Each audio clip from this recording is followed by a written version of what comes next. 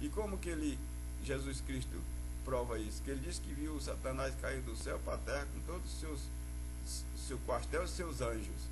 O que era o quartel? O quartel era o mais sábio, entre aspas, do lado de Satanás, e os anjos eram aqueles coitadinhos que estavam lá dando ouvido à voz dos administradores de Satanás. E Satanás no seu trono, lá no paraíso, ele estabeleceu o trono, ele estabeleceu tribunal, ele estabeleceu tudo, e Deus achou um abuso aquilo e despencou ele para o planeta Terra, onde não existia nada, era sem forma e vazia e densa treva, e jogou ele nas trevas. Quando a pessoa comete pecado, comete erro, comete assim muitas coisas dentro da casa, digamos, a comparação do pai e o filho.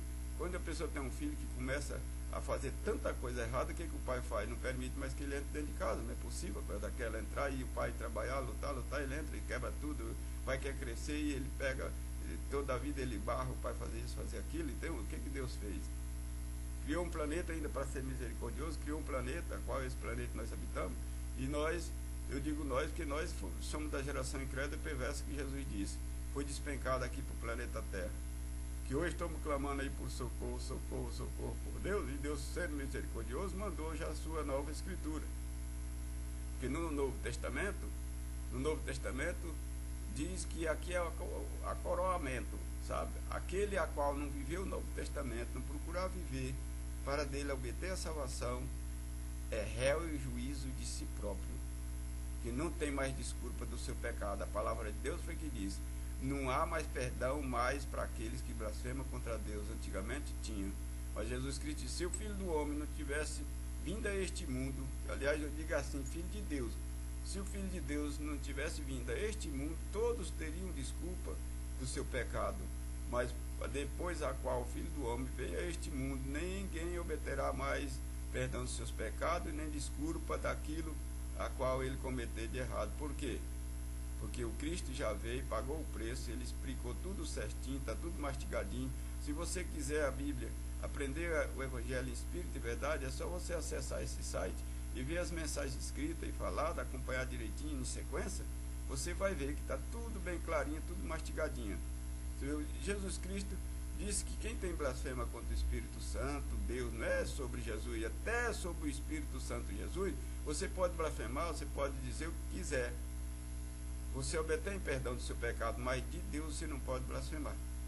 Se você blasfemar contra Deus, não obtém perdão do seu pecado, aí vai gerar uma enfermidade por você ter transgredido a lei de Deus, que está escrito para você não blasfemar. Se você blasfemar, você vai ter uma marca daquele pecado, e aquela enfermidade teria que se saber. Essa enfermidade que há, cada um tem que analisar. Essa enfermidade que há em mim, Deus, é por intermédio de uma blasfêmia que eu cometi contra o Senhor? Se Deus lhe confirmar através da palavra e no teu próprio coração, você pode ficar quietinho e esperar só a morte. Não há médico nenhum na face da terra que possa resolver esse problema. Não há ninguém, nenhum espírito, ninguém na face da terra que possa fazer alguma coisa. Nem Deus. Felizmente eu tenho que decidir você dessa maneira. Nem Deus. Isso é para você ter o cuidado para não viver blasfemando contra Deus. Aí você só esperar a morte. Agora, se essa enfermidade que você tem, Deus lhe dá uma resposta. Que essa enfermidade que você tem é para glorificar a qual aquele a quem você procurar, Deus vai lhe honrar. Você procura o profeta, você procura o homem de Deus, que diz a palavra de Deus, que você, se você não ouvisse naquele tempo Abraão, Isaac, se você não desse ouvido a Moisés, se você não desse ouvido a Daniel, não desse ouvido aos profetas, servo e profeta de Deus e santo de Deus que havia naquele tempo, de maneira alguma Deus ia salvar ninguém, que ele salva por intermédio do profeta. Diz que você tem que ir o ministro da palavra de Deus, e aí então ele, se realmente tiver alguma coisa com Deus, for o enviado de Deus, ele clama, intercede por você e Deus honra ele. Porque ele, se não for uma blasfêmia contra o Espírito Santo, que até o profeta que você invocar, ele tem que estar preparado também para não ficar insistindo. Eu fui pego por Deus 3 vezes, insistindo, mas Deus, aquela pessoa parece uma santa. Deus, aquela pessoa, se pedir dízimo de 10%, ela dá de 90%. Deus, ela dá tudo, ela está pronta para dar tudo da vida dela. Por que ela não obtém cura daquela enfermidade dela? Por que ela não salva os seus filhos? Por que isso? Porque aquilo eu ficava questionando com Deus. Mas quando Deus me diz assim, não tem, você está fechando teus olhos para ver a blasfema contra eu, a qual eu deixei escrito lá que se blasfemar contra eu, não obterá perdão dos seus pecados. A enfermidade que há nela é para a morte, deixe para lá. E eu deixava para lá, lavava minhas mãos, era ela com o pecado dela. Ah, mas assim não é que diz a Bíblia, é desse jeito, pode acreditar que é desse jeito. Aí, por exemplo, se não é blasfema contra o Espírito Santo de Deus, se existe uma marca do pecado em você, se essa marca do pecado que existe em você não é blasfema contra o Espírito Santo de Deus, se você procurar a mim, eu como um servo de Deus, confirmado por Deus, porque eu conheço a palavra dele, eu estou pregando essa Bíblia aqui em espírito e verdade, não estou pregando ela por saber ler, porque eu nunca nem fui à escola, entendeu? Aí, quer dizer, você pode olhar para mim e achar até que eu sou cego. Não, eu enxergo muito bem da vista. Isso aqui também é uma coisa para você ver que cego mesmo que Jesus compara é aquele que lê o Evangelho e não compreende, que pensa que tem olhos perfeitos, e eles têm olhos perfeitos mesmo. Jesus falou pessoas que tinham olhos perfeitos e não entendiam o Evangelho. Ele não entendia o Evangelho, era cego. Jesus disse que eles andavam no mundo de trevas, era cego, entendeu? Era um cego. Ah, mas aquele a qual era cego mesmo, mas compreendia o Evangelho. Na hora que eles compreendiam o Evangelho, quando compreendiam o Evangelho, estavam compreendendo, meio que ele permanecesse cego dali para frente, cego mesmo, está entendendo? Ele estava compreendendo o Evangelho, tinha abrido os olhos espirituais, que existem dois olhos que você tem que abrir. É os olhos material, para você enxergar material, tem que ter os olhos abertos para enxergar materialmente. E o espiritual, para você enxergar material e espiritual. Quem tem visão das coisas espiritual, ele vê material e espiritual. Aí ele tem dois olhos abertos para andar por todos os caminhos a qual Deus determinar que ele ande, e ele não comete o pecado. Por prova, diz a palavra de Deus, que Jesus Cristo tinha os anjos, que ele sustentava pela mão, guiava, para não tropeçar em alguma pedra. Se lançasse no despeadeiro embaixo, lá para baixo, no despeadeiro para baixo, Deus, os anjos dava ordem, segurava que não lhe quebrava nenhum osso. Então é desse tipo as coisas. Ah, irmão, mas você prega o Evangelho duro de a gente aceitar. Pois é, Jesus Cristo veio falando isso. Jesus Cristo disse que o Evangelho que ele prega era assim mesmo, não é meu. Ele disse que há pessoas que têm blasfema contra o Espírito Santo de Deus, e aquele não obterão perdão dos seus pecados. Ele diz: todos os pecados vos serão perdoados os povos dessas nações. Um só não vos perdoarei nunca. Blasfema contra o Espírito Santo Deus, este não obterão perdão.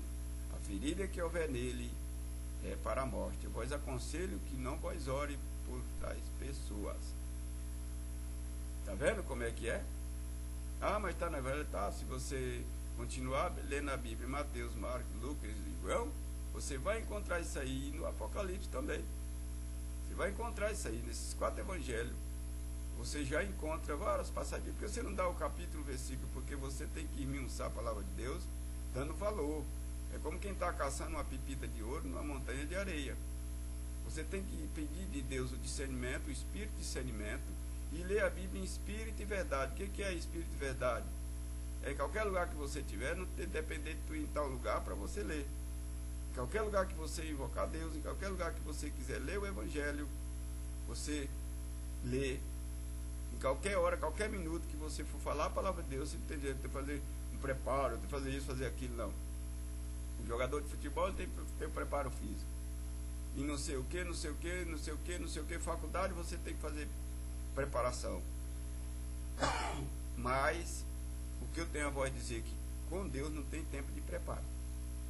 Você tem que procurar estar 24 horas ligado a Cristo, para quando você invocar Deus, Deus confirmar, Deus lhe honrar. Jesus Cristo disse que onde tiver 2 ou 3 reunidos, ali ele estaria presente. Mas se for reunido em nome dele, se for pela palavra dele, que a ele está no trono da graça, fica lá do lado de Deus, mas a palavra dele você estando conversando sobre a palavra dele, isso ali é um corpo. Então é o tamanho do corpo de Deus, é o tamanho do planeta Terra. Deus está lá no céu, mas os seus calos estão aqui, os pés dele estão aqui. Não, os pés de Deus estão aqui na terra, está. Jesus Cristo está lá no céu, mas o corpo dele está em qualquer parte do mundo, que é a sua palavra, que ele disse que era a palavra.